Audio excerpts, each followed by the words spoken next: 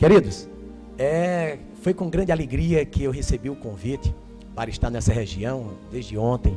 Ontem nós estivemos em Marília, hoje aqui, amanhã Ourinhos, depois em Presidente Prudente. E tudo isto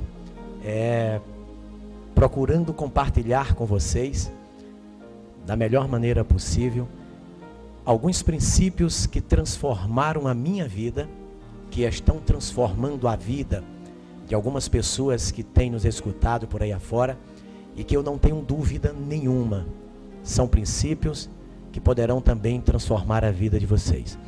A alegria é grande de poder compartilhar com vocês princípios que transformaram a minha vida.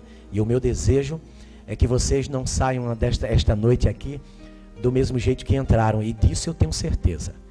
Ou vocês vão sair melhores, ou vão sair falando mal de mim. Agora, do mesmo jeito que entraram, ninguém sai. Ou sai elogiando, ou sai falando mal. Mas, na absoluta neutralidade, sair será impossível. Mas a razão de eu estar aqui, gente, é porque em fevereiro de 97, um milagre aconteceu na minha vida. Eu tinha um pequeno mercadinho, de algo em torno de 70 metros quadrados, menor do que esse auditório aqui. E apesar de ter feito administração de empresas, apesar de correr em busca de conhecimento através de palestras, livros, eu sempre que saía de uma palestra, saía entusiasmado, aquelas palestras motivacionais, onde você entra parecendo um Fusquinha e sai parecendo uma Ferrari. E aí quando é um dia ou uma semana depois, no máximo um mês depois, você percebe que por dentro o motor continuou de Fusquinha. É aí que a gente vem perceber que aquelas palestras motivacionais, elas acabam não tratando da essência da nossa liberdade financeira. E por que eu prefiro o termo liberdade financeira? Porque às vezes você é uma pessoa próspera, mas não tem a liberdade financeira. Você não tem liberdade de tempo, é um escravo do tempo, é um escravo do trabalho. Então, direto ou indiretamente, você acaba sendo escravo das suas finanças. Certo? Mas depois de correr em busca de tanta gente que aparentemente tinha o segredo do sucesso para mim, em fevereiro de 97, eu estava nesse pequeno mercadinho e eu ouvi uma canção, uma dessas canções que foram cantadas aqui agora há pouco, e naquela canção dizia que Jesus Cristo poderia mudar a vida do homem. Em seguida veio uma pessoa e fez uma curta pregação. E essa pessoa também dizia que Jesus Cristo poderia mudar a sorte de qualquer pessoa. E eu comecei a fazer um questionamento naquele instante. Senhor, se a minha vida, por que a minha vida não tem prosperidade se eu trabalho tanto? O meu pai me ensinou que a fonte da prosperidade era o trabalho. E eu trabalhava em média 14 horas por dia. O dia que eu trabalhava menos era o domingo, trabalhava 8 horas.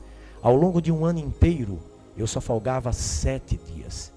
E apesar disso, a minha vida era cheia de dificuldades, cheia de limitações. Eu não tinha ânimo sequer para sonhar.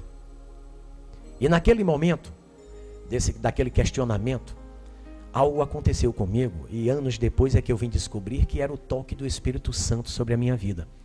Eu caí de joelhos no meio da loja, chorando copiosamente.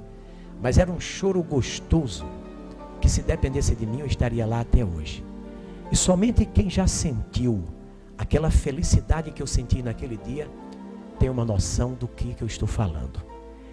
E quando eu dei por mim, eu me ergui sabendo que a partir daquele instante a minha vida não seria mais a mesma.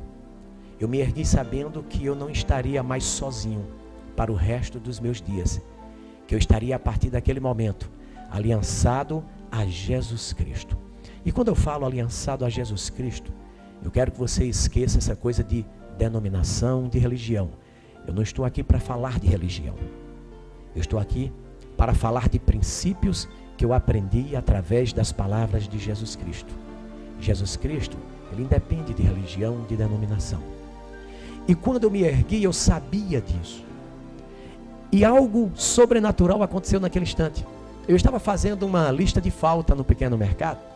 E quando eu retornei para as prateleiras para fazer a lista de falta, os meus olhos se abriram para dezenas de erros que eu havia cometido ali dentro. Então, uma coisa eu já tinha percebido, a minha visão estava começando a mudar.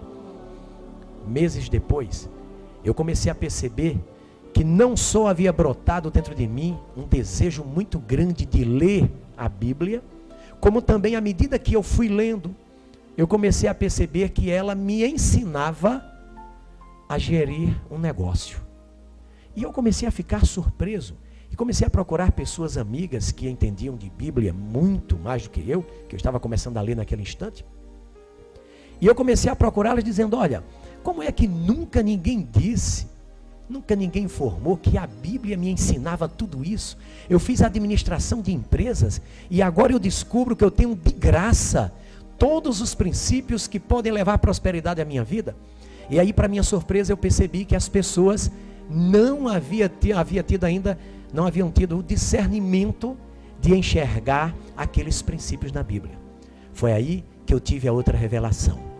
Deus havia retirado dos meus olhos uma cegueira espiritual que me impedia de ver tais princípios. E aí nasceu em mim o desejo de sair pelo mundo afora para compartilhar tais princípios. Por quê? Porque esses princípios eu comecei a colocar em prática na minha vida, e ao mesmo tempo em que as pessoas se surpreendiam com algumas das práticas que eu passei a ter, a prosperidade começou a chegar. E para vocês terem uma ideia, hoje eu trabalho apenas um dia por mês. Eu tenho 29 dias para desfrutar a vida com a minha família, com a minha filha que tem apenas 7 anos, a única filha. Eu tenho 29 dias para ler a palavra de Deus. Eu tenho 29 dias para visitar meus amigos. Tenho 29 dias para fazer novos amigos, como aqui agora, por exemplo. Eu tenho 29 dias para compartilhar com o povo que Jesus Cristo, através dos princípios que estão escritos na Bíblia, Ele pode mudar a sua vida.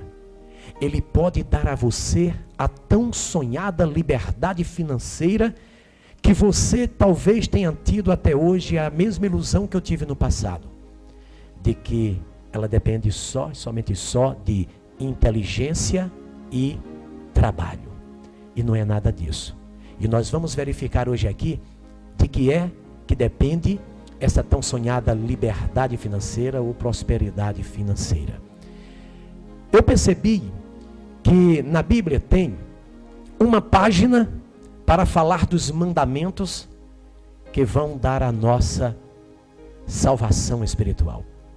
E percebi que existe na Bíblia centenas de páginas para falar de algo que, infelizmente, não é assunto debatido nas igrejas.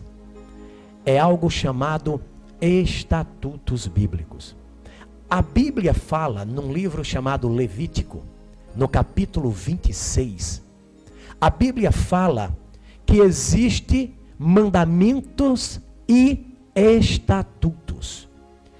E no versículo 3 do capítulo 26 de Levítico, está dizendo claramente que se nós obedecermos os mandamentos e os estatutos, nós seremos bem-sucedidos na vida. E ele passa os próximos 10 versículos falando somente das bênçãos materiais, bênçãos financeiras que sobrevirão.